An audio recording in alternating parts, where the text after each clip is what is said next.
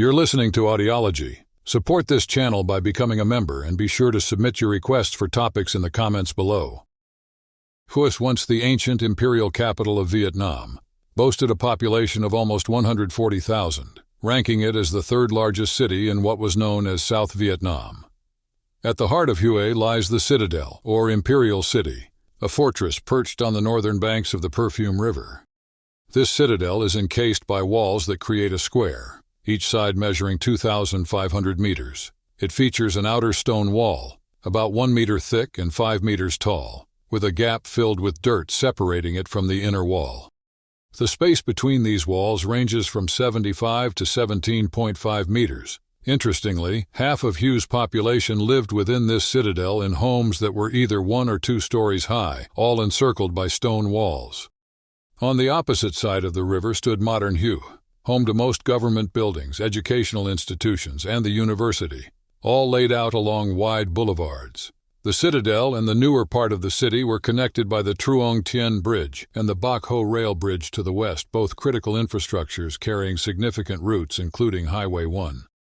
Huế wasn't just a city, it was a symbol of Vietnam's history, being the capital under the Nguyen dynasty from 1802 to 1945. The city had an illustrious roster of alumni who shaped Vietnam's destiny, including Ho Chi Minh and Ngo Dinh Diem, among others. It played a pivotal role in key historical events, such as the Buddhist crisis of 1963 and the Buddhist uprising of 1966. Despite these uprisings, other than the city's Catholics, its population of Buddhists and intellectuals showed tepid support for the ruling Thieu Qui government. The strategy behind the North Vietnamese Tet Offensive was twofold. Dubbed the General Offensive General Uprising, the plan was to attack South Vietnam's military and government puppets through conventional and guerrilla warfare to erode their legitimacy among the populace. Alongside this, there was a hope that the so-called oppressed citizens would rise up to overthrow the Thieu Qui government, compelling the United States to retreat. In Huế, the aim was to seize the city to set up a revolutionary government. Though some senior People's Army of Vietnam, PAVN leaders doubted the populace's willingness to revolt and only expected to hold Huế temporarily, the propaganda convinced many soldiers they were nearing a significant victory that would end the war. The attackers from the PAVN and Viet Cong VC, setting out from their camps with a resolve not to return, underscored their commitment. On the other side, both the Army of the Republic of Vietnam, ARVN, and the Military Assistance Command Vietnam, MACV, were caught off guard by the Tet Offensive. The MACV's attention was primarily on the anticipated PAVN assault at Khe Sanh, evident from their strategic operation checkers, which involved relocating the 1st Marine Division to Quang Tri Province to support Khe Sanh and counter any attacks across the Demilitarized Zone, DMZ. In the early morning of January 30th, unexpected attacks in Nha Trang and Quy Nhon caused the planned Tet ceasefire to be called off. Unfortunately, many South Vietnamese soldiers were already on leave, leaving the defense systems around Huế weak and underprepared. Upon hearing about the cancellation of the ceasefire, General Truong quickly made the call for his staff to stay put at the Mang Ca compound that night. He dispatched 3 platoons from the Hac Bao Reconnaissance Company to protect key locations in the new city, and divided 2 more platoons to boost security at the Citadel's gates. The most experienced Hac Bao platoon was stationed at the Tay Loc airfield, ready to respond quickly to any threats. However, the crucial update about the cancelled ceasefire never made it to the MACV compound. On that same afternoon, General Truong sent out a Hac Bao platoon with an Australian Army advisor to check out the north bank of the Perfume River. This was the easiest path for enemy forces from Base Area 114 to enter the city. After moving about 2.5 miles, they hid near the river to watch. By evening, enemy forces began moving from the western hills toward Huế. A portion of these forces positioned themselves near the PK-17 outpost to prepare for an attack on South Vietnamese airborne and armored units. Meanwhile, another group targeted the An Lo Bridge over the Bo River, and additional forces gathered close to the citadel. Around 10 p.m., Vietnamese Regional Force troops noticed suspicious movements near the An Hoa Bridge. They engaged, alerting Truong's headquarters to potential danger. The Citadel's forces sent up flares to get a better view, But the enemy, including a group of sappers meant to breach the citadel's defenses, didn't retaliate, and instead slipped away unnoticed. This led to some confusion among the regional force troops, who eventually stopped firing, unsure of what they had seen in the darkness. Just before midnight, a reconnaissance team spotted a long column of enemy soldiers nearing the city along the Perfume River. Despite this sighting, an observation plane sent from Tet airfield couldn't find the enemy due to poor visibility. Beginning the night of January 30th and continuing from February 2nd, the weather took a turn. Heavy rain, low clouds, and fog, a condition known locally as kraken, greatly hindered the Allied forces' ability to provide air and artillery support throughout the battle. In the early hours before dawn on January 31, 1968, a large force of North Vietnamese and Viet Cong troops launched a major attack on Hue City. The assault began at 2:33 a.m. with a flare lighting up the sky, signaling 2 battalions from the North Vietnamese 6th Regiment to storm the citadel's western wall, aiming to take over key locations including the Mang Ca garrison, the Tai Loc airfield, and the Imperial Palace. A small team of 6 North Vietnamese soldiers, disguised in South Vietnamese Army uniforms, managed to kill the guards at the Chan Tay gate of the citadel and open the gate, allowing their comrades to rush in. Their advancement continued, despite some setbacks like a blocked sewer entrance and challenges crossing a canal, but they managed to push through and capture several strategic points, including the Mang Ca compound. At 3:40 a.m., North Vietnamese forces bombarded the new city with rockets and mortars, including an assault on the Mang Ca compound. Despite reports of weak resistance from the South Vietnamese, North Vietnamese records show they faced strong opposition, especially at the Tay Loc airfield, which saw back-and-forth fighting. Some North Vietnamese battalions faced delays and resistance but still made significant gain, including taking the An Hoa Bridge and getting close to key locations in the new city. Notably, People's Army of Vietnam troops managed to raise their flag over the citadel by 8 a.m. However, an attack south of the river on the Military Assistance Command, Vietnam compound by North Vietnamese sappers, was initially repelled, demonstrating the resilience of the defenders. The North Vietnamese and Viet Cong forces adapted a defensive strategy after failing to take some key objectives, allowing South Vietnamese and U.S. forces to reinforce and eventually counteract in the city. North Vietnamese units also attacked strategic locations across the new city, but faced delays and challenges, including engagements with South Vietnamese paramilitaries and navigation errors. Yet they captured several targets, converting them for their use, and pushing closer to the Military Assistance Command, Vietnam compound, and other crucial areas still under Allied control. Dramatically, a U.S. Army helicopter was shot down over the city, but its crew was saved by a daring rescue mission led by Chief Warrant Officer Frederick Ferguson in a UH-1 Huey, earning him the Medal of Honor. Facing a tough situation, Truong made the crucial decision to call in reinforcements, directing all 4 battalions of the 3rd Regiment from the countryside back to the citadel. He went on to order 2 armored units, the 3rd Troop of the 7th Cavalry at PK-17 and the 1st Troop of the 7th Cavalry from the Tam Tai camp to hurry to Mang Ca. Truong also got the green light from Yi Corps Commander, General Hoang Xuan Lam, to take command of the 1st Airborne Task Force. While the South Vietnamese 9th Airborne Battalion was tied up in the battle for Quang Tri, the 2nd and 7th Airborne Battalions were ready to move from PK-17. The armored troop from Tam Tai was the first to act on Truong's orders. Just after 4:30 in the morning, a column equipped with M41 tanks and M113 armored personnel carriers left their base, heading up Highway 1. However, when they crossed the An Cu Bridge over the Phu Cam Canal, they were ambushed by the 1st Sapper Battalion and the 818th Battalion. The attackers used rocket-propelled grenades, heavy machine guns, and 75mm recoilless rifles, leaving several vehicles destroyed and causing chaos within the 1st Troop, 7th Cavalry. Some M41 crews even left their tanks behind, blocked by the wreckage. Responding from PK-17 by 9 a.m., the 3rd Troop and the 7th Airborne Battalion set off in an armored convoy along Highway 1. They were stopped by a Pavien blocking force from the 806th Battalion near the Citadel, suffering the loss of 2 M113s. Despite a direct assault on the Pavien's graveyard position, the airborne couldn't break through and had to call for backup.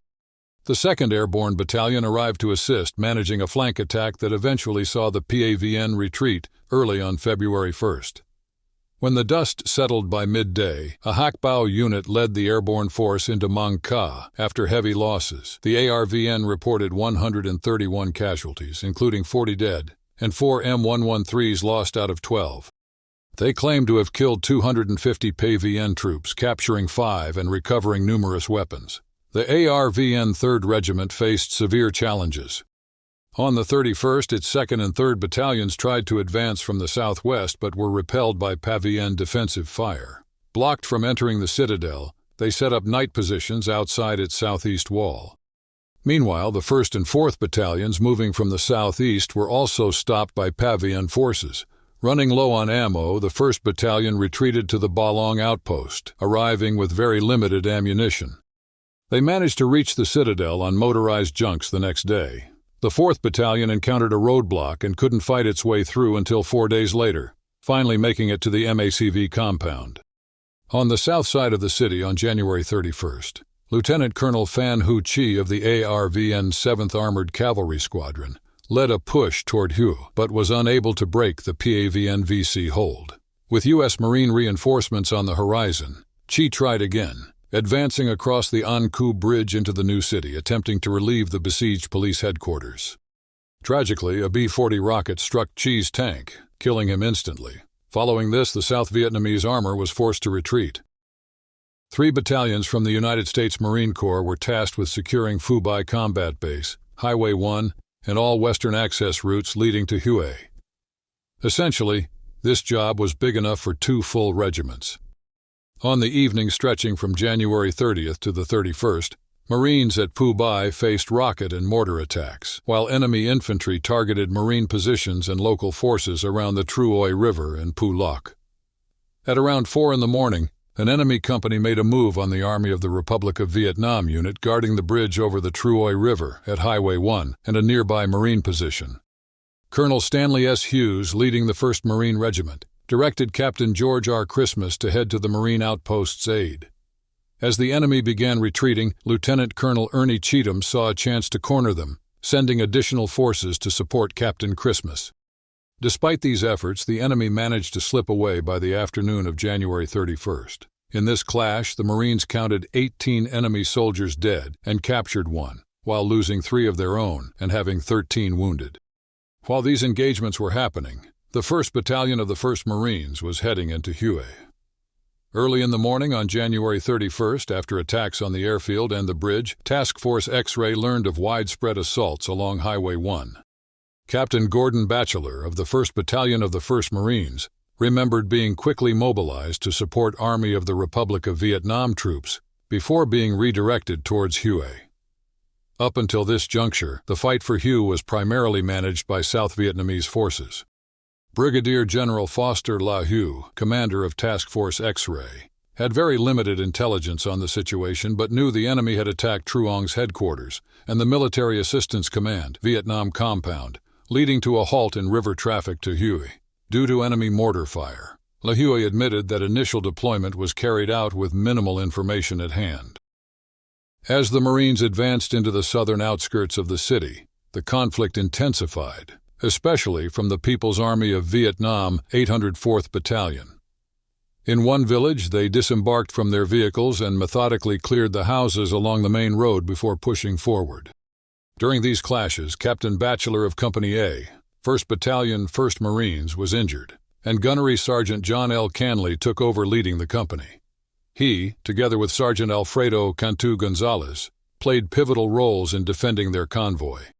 For their bravery, both were later honored with the Medal of Honor. The Marine convoy had to halt multiple times to deal with strong enemy resistance through intense urban combat before they could move on. Around 3:15 in the afternoon, they finally neared the Military Assistance Command, Vietnam compound, by which time the opposing forces had retreated from the surrounding area. There, Gravel and Army Colonel George O. Adkisson from the Army of the Republic of Vietnam 1st Division had a meeting. Leaving Company A to secure the Military Assistance Command Vietnam compound Gravel, with Company G and support from M48 tanks and Army of the Republic of Vietnam M24 light tanks, aimed to cross the Truong Tien Bridge over the Perfume River. However, the American tanks were too hefty for the bridge, and the Army of the Republic of Vietnam tank operators were hesitant to cross. While the Marines attempted to cross on foot, they were met with machine gun fire from the other side, which resulted in casualties. Lance Corporal Lester A. Tully, who was later awarded the Silver Star, bravely neutralized the threat with a grenade. The Marines managed to reach the other side but faced further heavy fire from the citadel walls, forcing a retreat. This withdrawal wasn't easy, as the enemy was heavily fortified within the citadel, and the number of wounded increased. The Marines commandeered Vietnamese civilian vehicles as makeshift ambulances to transport the wounded. Among the injured on the bridge was Major Walter M. Murphy, the operations officer, who sadly succumbed to his injuries. By 8 o'clock in the evening, the 1st Battalion 1st Marines had taken defensive stances near the Military Assistance Command, Vietnam compound, and established a helicopter landing zone nearby.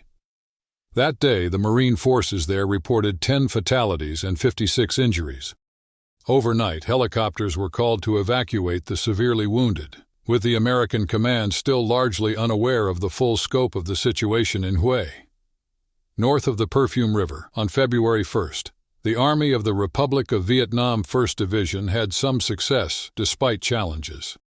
While the 2nd and 3rd Battalions of the 3rd Regiment couldn't break through the People's Army of Vietnam defenses at the citadel walls, other battalions with support recaptured the Tay Loc airfield.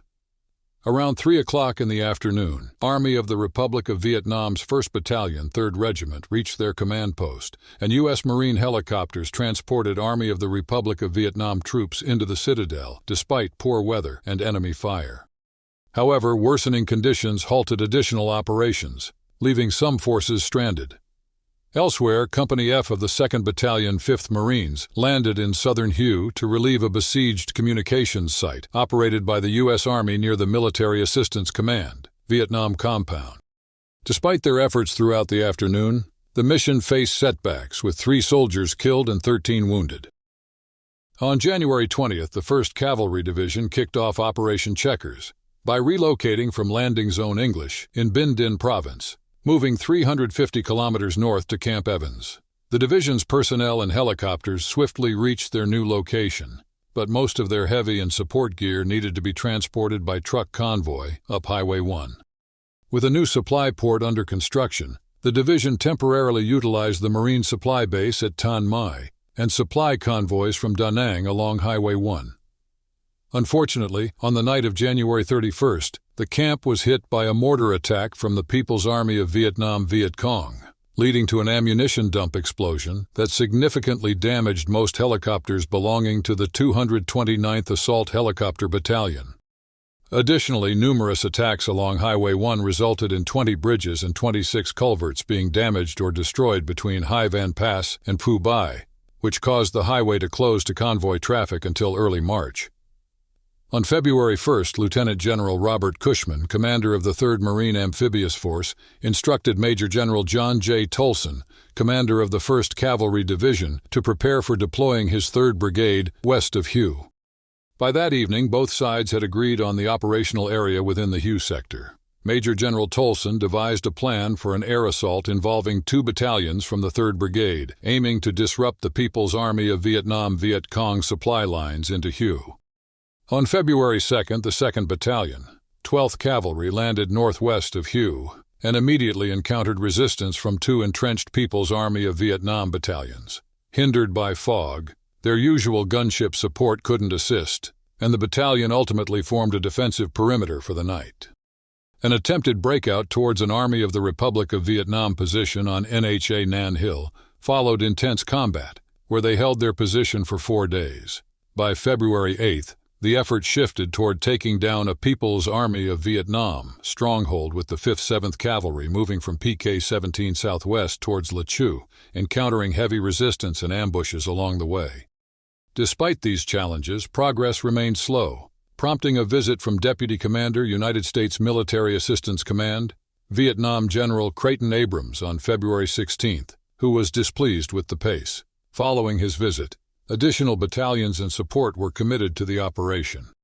An intense assault began on February 21st, with air and artillery strikes paving the way for a four-pronged attack on Quy Chu and La Chu.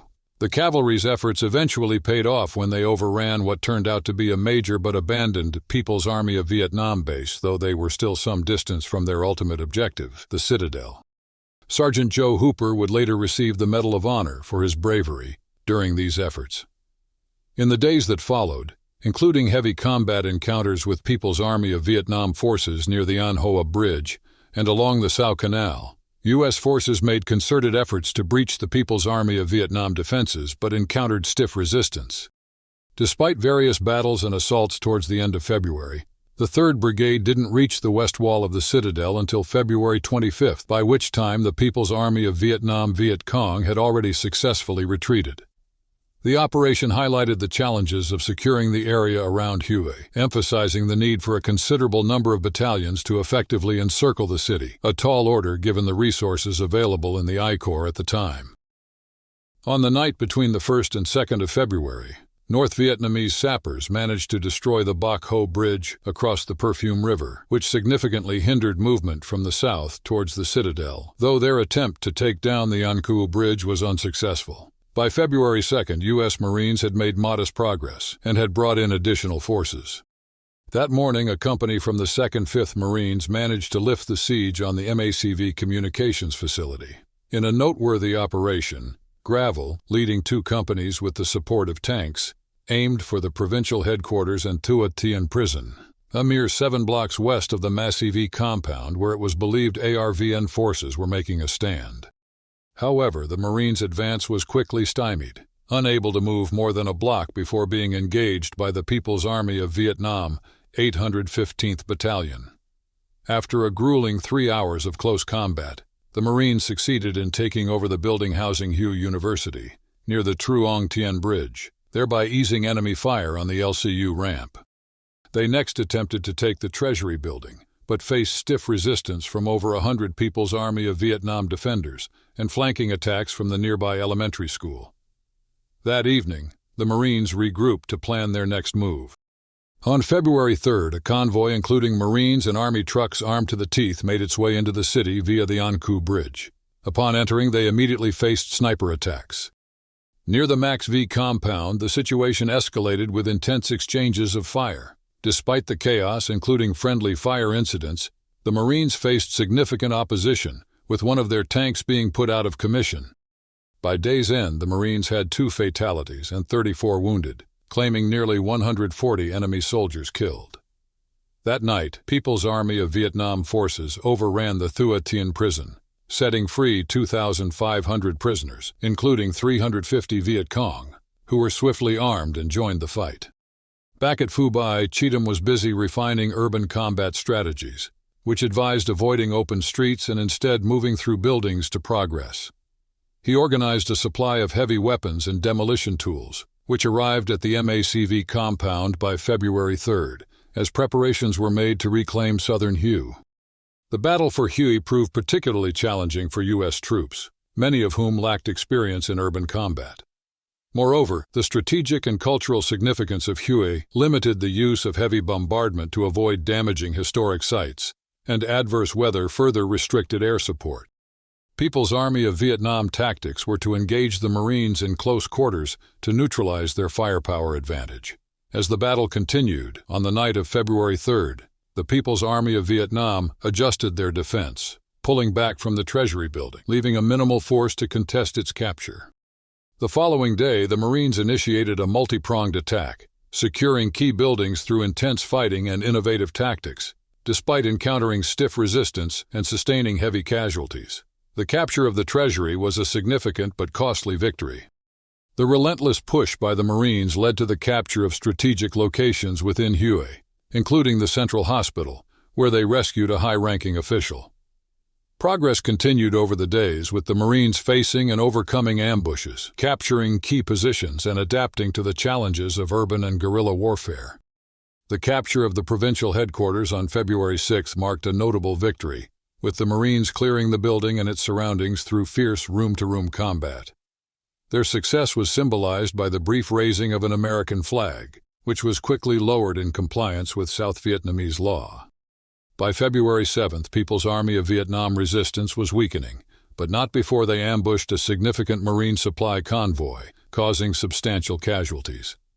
However, the Marines' tactical adjustments and continued pressure eventually forced the People's Army of Vietnam to withdraw from key positions, allowing for the capture of critical infrastructure and the re-establishment of supply lines. The battle raged on, with both sides enduring losses and the Marines gradually regaining control of strategic locations around Hue, demonstrating resilience and adaptability in the face of a tenacious enemy and the complexities of urban warfare. Members of the South Vietnamese Army, specifically the 1st Battalion of the 3rd Regiment and the 2nd and 7th Airborne Battalions, took on clearing operations in the north and west of the Citadel, facing heavy enemy losses. Meanwhile, another battalion moved south, showing significant enemy casualties by early February. Encountering resistance, a strategic exchange of battalions took place to energize the offenses. Significant victories included the capture of key gates and corners of the Citadel, but not without the challenges of enemy counterattacks and the stubborn defense of strategic positions. South Vietnamese reinforcements, including the 2nd Troop, 7th Cavalry, maneuvered cleverly to avoid ambushes, arriving to provide relief at a key location. North Vietnamese efforts to provide air support were thwarted by bad weather and navigation errors, leading to the tragic loss of aircraft and crews. Marine artillery observers were brought in to coordinate support fire, with strict instructions to spare the Imperial Palace. Weather delayed the arrival of additional forces, but the deployment of Marines and armored support continued despite opposition.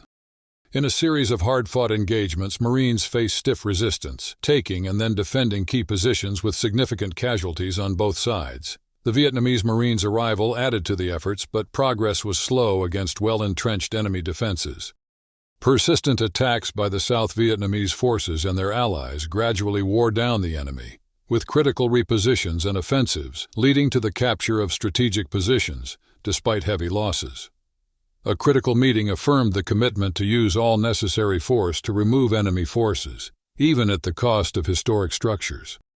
Intelligence-driven artillery and naval gunfire played a pivotal role in disrupting enemy counterattacks, which included high-ranking officers among the casualties. Continued advances and strategic artillery support led to significant enemy losses. However, enemy withdrawal tactics and subsequent South Vietnamese and Marine offensives saw the recapture of key positions and a gradual tightening of the siege around enemy-held areas. Despite initial resistance, a phased withdrawal by the North Vietnamese highlighted the effectiveness of the prolonged siege and coordinated attacks. The clearing operations ultimately led to securing strategic gates and areas, with support from tanks and air support easing the progress. The persistent resistance encountered in the west saw mixed progress, leading to criticisms and strategic reassessments. However, a determined final push from South Vietnamese forces saw the raising of their flag over a critical flag tower, symbolizing a significant victory. The final elimination of enemy pockets marked the culmination of intense fighting, with strategic recaptures affirming the determination and resilience of the South Vietnamese and their allies. On February 22nd, the South Vietnamese 21st and 39th Ranger Battalions set out on boats to Gia Hoi Island. This island is located between the eastern wall of the Citadel and the Perfume River, an area where the Communist Provisional Government had been established since the offensive began.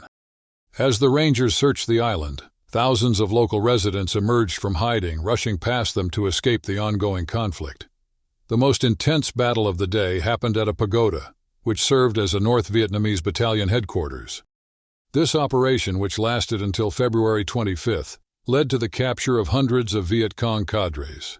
Among those captured were many university students who, residents said, played a significant role in targeting government officials and intellectuals seen as threats by the PAVN-VC. On February 23rd, a company from the 5th 7th Cavalry took helicopters to the docks near Mang Ca, joining forces with a platoon of armored personnel carriers. This team, supported by the 9th Infantry Division, advanced towards the An Hoa Bridge, driving out North Vietnamese soldiers concealed in the vegetation. Meanwhile, the rest of the 5th 7th Cavalry moved towards Ton An, encountering resistance in a hamlet filled with a network of tunnels and bunkers. The next day, this cavalry force regrouped and pushed towards the Bac Ho Railroad Bridge, confronting a few remaining North Vietnamese soldiers. At the same time, the 1st Marines were conducting operations in southern Hue, while the 2nd 5th Marines patrolled south of the Pu Cam Canal. On February 24th, the 2nd 5th Marines embarked on a mission to lift the siege on the ARVN 101st Engineering Company compound, which had been under attack since the battle began. They faced mortar and machine gun fire but advanced with artillery support. Over the following few days, they engaged in fierce combat, securing positions but also sustaining casualties, including an incident where one of their own airstrikes mistakenly killed 4 Marines. By February 27th, the Marines captured a strategic hill after the PVN withdrew, leaving behind their dead. The operation expanded on February 28th, with the 1st 5th and 2nd 5th Marines aiming to block PVN movements east of Hue towards the coast. Their sweep uncovered an extensive trench system and numerous fighting positions, indicating the scale of the opposition forces' efforts. This phase concluded on March 2, 1968, wrapping up Operation Hue City, which highlighted both the intense combat readiness of the Marines and the strategic entrenchment of the PAVN. During the Tet Offensive, while most of the fighting across South Vietnam lasted about a week or less, the battle for Hue stood out as the longest. It spanned from January 31st to March 2, 1968. In this intense battle, the South Vietnamese Army, also known as ARVN, suffered 452 fatalities and had 2,123 of its members wounded. The U.S. forces also faced significant losses, with 216 killed and 1,584 wounded. The casualties among the North Vietnamese and Viet Cong forces are a subject of debate. According to the North Vietnamese Department of Warfare, they lost 2,400 soldiers and had 3,000 wounded from January 30th to March 28th. On the other hand, a document captured from the North Vietnamese indicated 1,042 of their troops were killed just in Hue, with several times that number injured. The Military Assistance Command Vietnam, also known as MACV, provided a higher estimate, reporting 5,133 North Vietnamese and Viet Cong killed in Hue. The civilian toll was heartbreaking as well, with 844 killed and 1,900 wounded. According to the South Vietnamese government, the North Vietnamese and Viet Cong forces were responsible for executing 4,856 civilians and captured ARVN personnel, or causing them to go missing. The battle also led to widespread destruction in Hue, with 80% of the city being destroyed. Out of a pre-battle population of 140,000, around 116,000 civilians lost their homes, highlighting the devastating impact of the conflict on the city and its inhabitants. When the People's Army of Vietnam Viet Cong forces arrived in Hue, their welcome was lukewarm at best. The city had already lost its power and water supply, and the inhabitants knew it was only a matter of time before the Army of the Republic of Vietnam and United States soldiers would fight back. While a small number of residents joined the People's Army of Vietnam Viet Cong, or helped by digging fortifications and making food, most people tried to escape to Army of the Republic of Vietnam United States areas or hid in their homes or places of worship, hoping to find safety there. Right after taking control of Hue, the People's Army of Vietnam set up provisional authorities aimed at ousting the existing Republic of Vietnam's administration in the city and installing a revolutionary administration instead. They had a plan based on Viet Cong intelligence which listed individuals considered to be cruel tyrants and reactionary elements. Many from this list, including Army of the Republic of Vietnam soldiers, civil servants, political party members, religious leaders, school teachers, American civilians, and other foreigners, were quickly rounded up. Using loudspeakers, the cadres called out names, summoning these individuals to a local school, and went after those who did not come forward on their own. The People's Army of Vietnam Viet Cong's actions followed directives from the People's Army of Vietnam High Command and the Provisional Revolutionary Government of the Republic of South Vietnam, detailed in a significant document from January 26, 1968. This directive instructed political cadres to dismantle the Republic of Vietnam's administration at all levels, encourage Hue's population to fight, recruit locals for military and support roles, and punish those seen as enemies, all while maintaining order and security. Many individuals identified by the People's Army of Vietnam Viet Cong were initially taken for re-education, but few returned. Those judged for severe crimes faced swift trials and executions, As People's Army of Vietnam Viet Cong's control in Hue weakened, the execution rate climbed, aiming to prevent these enemies of the people from being rescued by Army of the Republic of Vietnam or United States forces, or from identifying Viet Cong operatives. Mark Bowden has noted that the People's Army of Vietnam Viet Cong's frustration with Hue's lack of support might have intensified these purges, especially as their defeat neared. The death toll of Vietnamese civilians at the hands of the People's Army of Vietnam Viet Cong in Hue is estimated to be between 2,800 and 6,000, with Bowden conservatively estimating around 2,000 executions. Foreign civilians in the city also faced different fates. Some were taken to the north as prisoners, while others, including 3 West German doctors, 2 French Benedictine monks, and 2 United States government employees, were executed. French journalists Catherine Leroy and François Mazur were captured by the People's Army of Vietnam, but were eventually allowed to return to the United States side with photographs that would appear in Life magazine. Initially, the Military Assistance Command, Vietnam, also known as MACV, attempted to downplay the severity of the situation in Hue by stating that only a part of the city had been overtaken by a small enemy group. They were optimistic that control over Hue would soon revert to the South Vietnamese government, and that the main conflict would shift towards Khe Sanh. However, this positive outlook was quickly brought into question by journalists who entered Hue and reported on the significant control the People's Army of Vietnam and Viet Cong had over the city, along with the intense block-by-block combat that was occurring. On the 10th of February 1968, Walter Cronkite, the CBS News anchorman, visited southern Hue to gather footage for a special report on the Vietnam War. When Report from Vietnam Who, What, When, Where, Why aired on the 27th of February, Cronkite concluded with a thoughtful editorial highlighting the United States' misplaced optimism in Vietnam. He questioned the belief in an imminent victory and recognized the grim reality of a stalemate. He suggested that negotiations might be the only rational path forward, urging an honorable approach to resolving the conflict. Cronkite's critical perspective reportedly led President Lyndon Johnson to remark, "If I've lost Cronkite, I've lost Middle America," although the accuracy of this account has been debated. Despite being militarily successful, the Tet Offensive, especially the Battle for Hue, significantly affected American sentiment. Coming shortly after General William Westmoreland's optimistic end-in-view tour of the U.S., the shock of the Tet Offensive dramatically shifted U.S. public opinion against the war and questioned the credibility of Westmoreland's strategies within the Johnson administration. Throughout the battle, U.S. leaders consistently underestimated both the number of North Vietnamese and Viet Cong troops they were facing and how many Allied forces would be needed to counter them. Initially, the enemy forces were thought to comprise just the 4th, 5th, and 6th regiments from North Vietnam. However, as the battle unfolded, more battalions were discovered from the 29th Regiment of the 325th C Division, the 90th and 803rd Regiments of the 324B Division, and the 24th Regiment of the 304th Division.